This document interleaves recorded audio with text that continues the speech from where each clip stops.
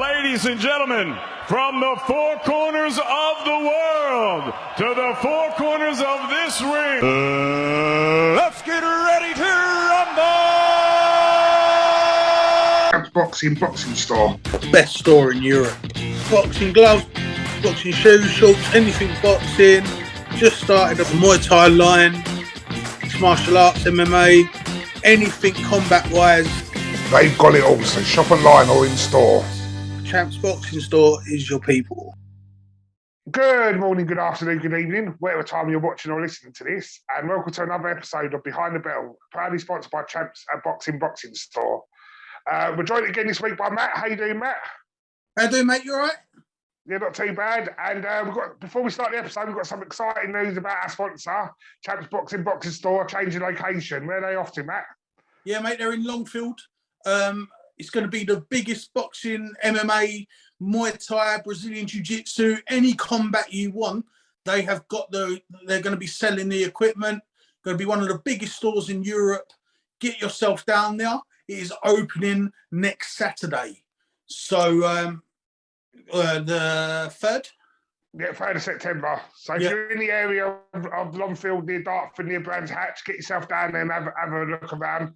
As Matt's just said, anything you need to do with any type of combat sport, them guys have got you. They're quality, you know, they're really good people. They're really nice people. Yeah. Right, so episode. Saturday night just passed. We had the crossover Misfits boxing event led by KSI, 2 fights, 1 night. Before we get your opinion on the whole crossover infinite boxing scene, Matt, I am laughing because me and Matt have spoke about this off camera and we have got some views about this. Let's talk about the event itself. So it was hosted on DAZN. Had quite a busy fight card. Sold out the O2. Everyone was in their seat by 7 p.m, which is quite unusual for a boxing event. So quite positive stuff there. What do you think about the event itself, Matt? So the event, listen, like, I don't want to sound too out of orderly, if I'm honest, but it's a bloody white collar event. Was that a televised white collar event? Yes. Yes.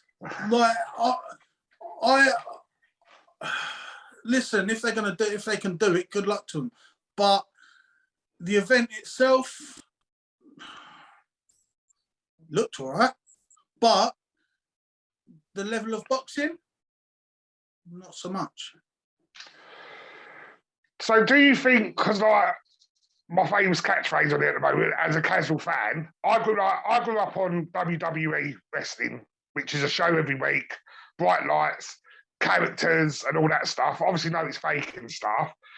Before I did my fight for Ultra White Colin and actually understood a tiny bit what the professionals go through, I saw boxing as an event like that as well. Because all I used to ever see was fight night, the music, the lights. So do you think that as an event it held well together because there was characters on the card? And I know you say there weren't much boxing skills, but the fact that these people got in the ring and gave it a go, do you see that as a good thing? Listen, whoever climbs through them ropes, I'll tilt my hat to. Yeah. But I'm not against people having a go. What I'm totally against is with that I'm a professional fighter / influencer. No. Yeah. No. Yeah. I've boxed. Yeah. I'm no influencer. Well, I am, but in the boxing. Why? That's like me going to playing football for a Sunday league side and I go and play at Anfield. All of a sudden I'm professional. No, mate. Like, I don't, that's what I'm against. There's boys out there, yeah, in the pros, yeah, that dedicate their lives. They totally dedicate their life, yeah, to be on something like that. Yeah, and these boys that listen, 2 fighters on there that last night, quality, but we'll go on to that in a minute. But I don't understand this whole, and I don't agree with this whole professional thing. Listen, there's no harm doing a white collar. There is no harm doing a white collar. Listen, sell your tickets. Yeah, sell the tickets. Go and get the Indigo O2. Go and get the York Hall Bethnal Green. Sell your tickets. Yeah, there's no harm in doing that. Yeah, but doing all this professional thing, I'm totally against. Do you think the boxing world didn't help, though, because you had Michael Buffer as your in and outside, you had Eubank Jr. as a presenter, you've got a promoter from professional world of boxing co-promoting the event, you've got DAZN putting on the event, you've got the boxing world media there, you've got IFL TV, you've got Behind the Gloves, Box Social covering it.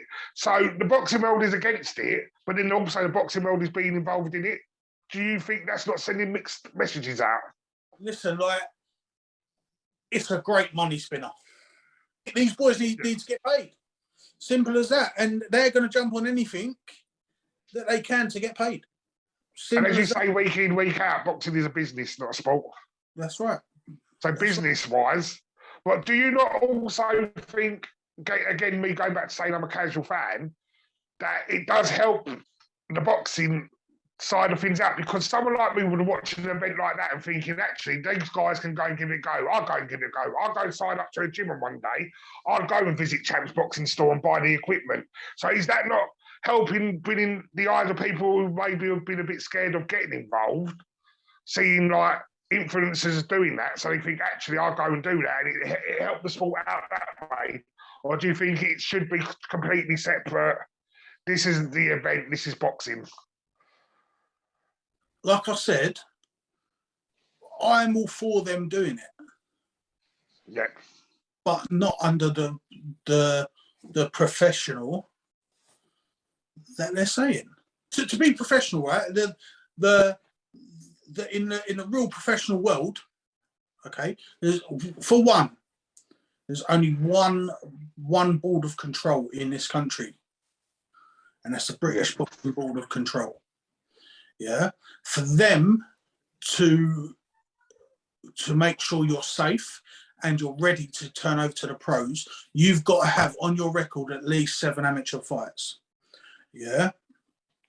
Then you do a medical, head scans. What? Then they watch you spar. Yeah, you've got to go through all of them, plus get your management, plus get your promotion to make it to the pro games. I'm sorry, Lee, what have these boys done to class themselves as professionals? No, I agree with that, because some of these these influencers took the fights on 2 weeks' notice and stuff. Even me doing a white collar event, I had to go through a minimum of 8 weeks without having the exercise. So some of these guys never stepped to the ring. They've had 2 weeks training and had to lose weight and stuff like that. So I get what I'm saying. So that's what I'm saying. Do you not think it's a bit reckless that a proper boxing promoter is involved in stuff like that and then has allowed people who have hardly had any training to get them in, and then also allowed an influencer, someone's sanctioned him to fight twice in a night? I know it makes the history and all that stuff, but they've allowed someone to have 2 fights in one night. So the safety side of things, it seemed a bit unsafe.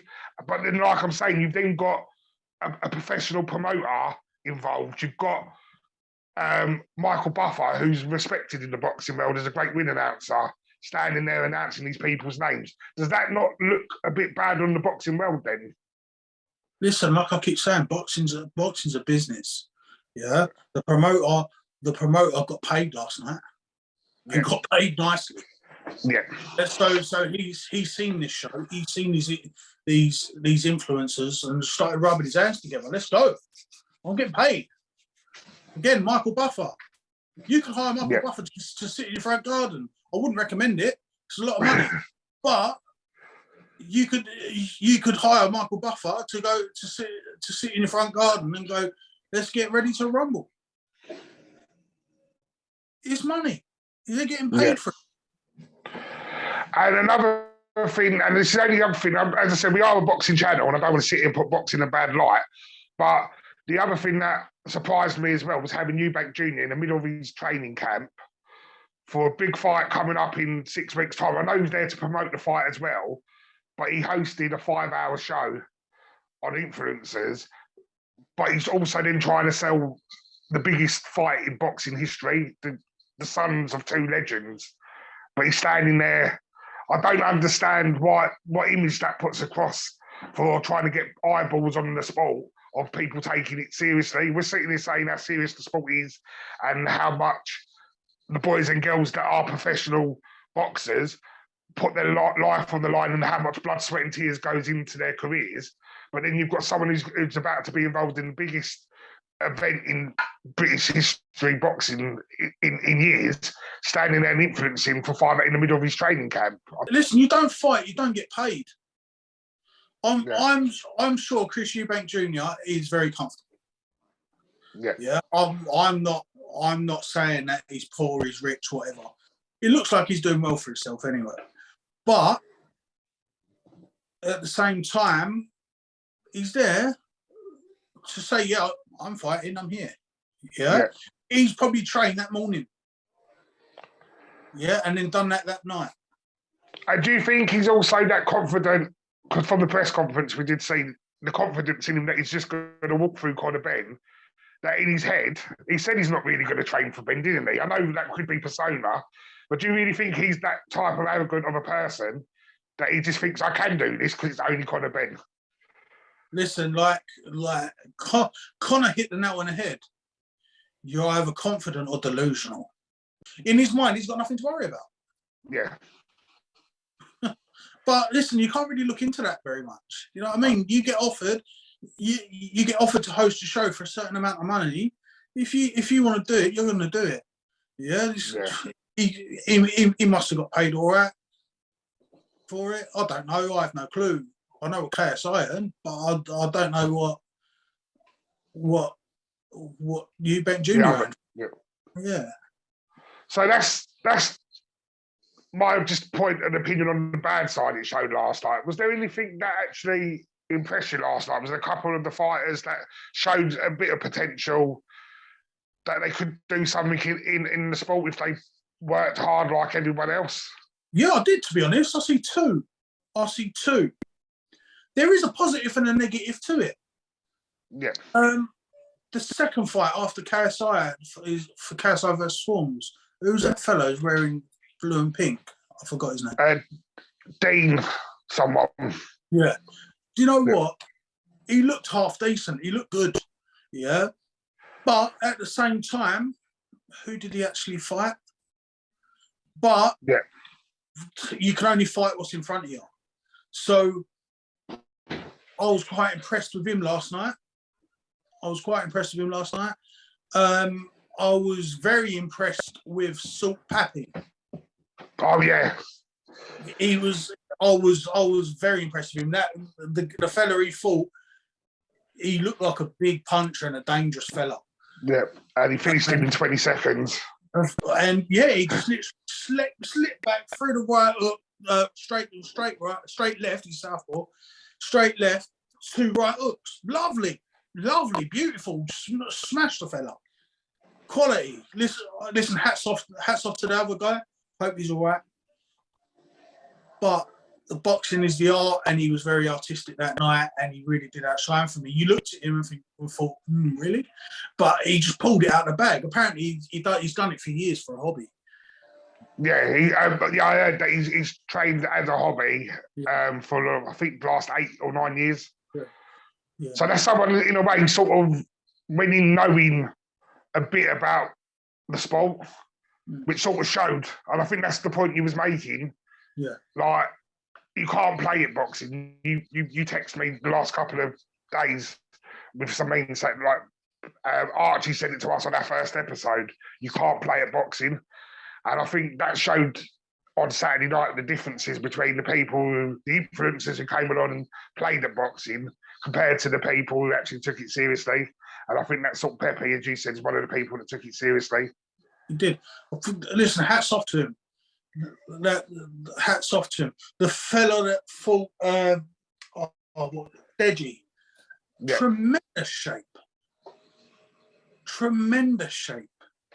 Listen, Deji impressed me as well, to be fair. On little bits, his jab was really good. His backhand was working for him all night. You know what I mean? Like, listen, you can only fight what's in front of you. You can only fight what's in front of you. And it showed. It did show. A few controversials, or one mainly. I don't understand how King Kenny won. Yeah. It totally baffles me, but that's boxing. It happens. But yeah, I'm not sure on all this influencing thing. The only reason why I particularly watched it is because of doing this podcast. To be honest, Yeah. I wouldn't have usually watched it. Was it better than you thought it would be, or no? No, not at all. But do you think if they made it clear that this is a glorified white collar event, this is the space in the market, because they said they've got other shows coming out in October and November and January. If they made it clear that they weren't trying to be professional boxers, do you think there's a space in the market for this type of events? To sell out the O2 and have bums in seats at 7 p.m. obviously proves there's a market for it. But I think from your point of view, and correct me if I'm wrong, there's got to be that distinction that these ain't professional athletes. As you said, don't try and be a professional athlete. But do you think if that was clear, and as for events and on TV and stuff, there is a place in the market for it, because it obviously generates money in business, and it obviously brings eyes to boxing. Like I said, in a way, I become a bit more of a boxing fan due to a white collar event, because I got to understand a tenth of what professionals go through, and I've bloody found that hard work. So it gives me a lot more respect when I'm watching a fight now, compared to how I used to watch a fight before I took part in that event. So having people come to those events and seeing how it sort of all works and stuff, do you think there is a place for it? Listen, there is a place for white collar. There is a place. Yeah. Listen, I've fought on some white collar. I fought a little bit higher than white collar. And listen, there is some good level boxing on it. There is. But don't make it something it's not. The word professional, everyone goes, ping, oh, I'm watching it. Yeah. It's an eye catcher. No. Like, when you say, oh, white collar boxing, you go, yeah, it's like two fools trying to smash each other up. Yeah. No one's going to want it. No one's going to want to see it. So that's why they've put the professional in front of it. So people go, ping, yeah, let's go. Yeah, at the end, last night, KSI called a couple of people out. He said his biggest goal was to get to Jake Paul, but he mentioned Tommy Fury, who is a professional boxer. Do you think a fight like that should be allowed to happen, or do you think that's crossing over too much? What I'd say to KSI, get sanctioned by the BBOC. Yeah, go through the whole things. Listen, you could tell that he could probably look after himself. He needs to be medicaled. He needs to be seen sparring. He needs to go through all the right channels. There's no specials, and then fight Tommy. Because Tommy's in there with the BBOC. Tommy is a proper professional. He's a proper professional. If that's the case, if KSI's in with all that and he's done it properly, go and get it, mate. But to do it through an event like last night, you would think it shouldn't happen. Tommy's a real professional. What would the BBOC think? Yeah, They wouldn't be impressed. In case Tommy's a real pro with the British Boxing Board of Control, which the serious British boxers are in with, people like Archie, Anthony Joshua, Tyson Fury. When you're in this country, fighting from this country, you've got to be under the BBOC. Because I totally get what you're saying, because if at one of these events, or if like Saturday night something bad happened, someone got seriously hurt, boxing would have got blamed. And that's not fair on the athletes of boxing, because it's not a box. But people would have said they shouldn't have boxed, that shouldn't have been allowed. So do you think when something like that happened, because it's never what's going to happen, because real injuries happen in real boxing all the time. Yeah. If these events keep rolling out like they say they're going to roll them out, something like that's going to happen. Do you think that's going to hurt the sport of boxing then if something like that was to happen? 100%. 100%. Listen, before boxing got as big as what it did, and when it first come out, people that literally follow boxing will know about it. But when Lord Queensberry invented boxing, the government stopped boxing because of his barbaric. Yeah, because they weren't wearing gloves. They were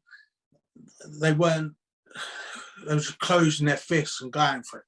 Yeah, and the government stopped it. The government stopped it for being too barbaric. That's why the gloves come in. Yeah, and it don't make it any better wearing the gloves. You're still going to get hurt. People that have watched my podcast with you, that tells you that. Yeah. That tells you that. And the more people get injured, the more people die of blows to the head, how bad it is for boxing. And if you want to get into it, like, full respect to you, but please do it properly. Please, please, please, please, please do it properly. Boxing, you can't play. You can play football, you can play rugby, you can play tennis, you can play darts. Yeah, but you can't play boxing. There's someone in front of you ready to hit you in the face. Like, true. You need to protect yourself. You need to look after yourself. You need to look after your body. You need to live the life. Yeah, boxing is also a lifestyle. Yeah, you've got to eat, sleep, dream, fart it. Do you know what I mean? Like, you got to go. If you want it that bad, you go and get it. I don't know if you see, Lee, there was a man that DM'd us about his little 6-year-old boy. He's taken up boxing. Listen, massive shout out to him. He's 6 years old and he's dreaming. The boy is dreaming. I was the one that messaged him back. Listen, keep fighting, little man. Keep fighting. Keep your hands up. Keep your hands up. Do things right. Get your right coaching team and your family that behind you. You keep dreaming, mate. Same with everyone else. Keep dreaming. Keep dreaming, but do it right. Yeah. Yes. Yes. Okay, Matt. Otherwise, you end up looking like me. Well, Matt, thanks for it this week, and thanks for putting yourself through the event on Saturday night for the podcast. Yeah. I'm going to go have a lay down.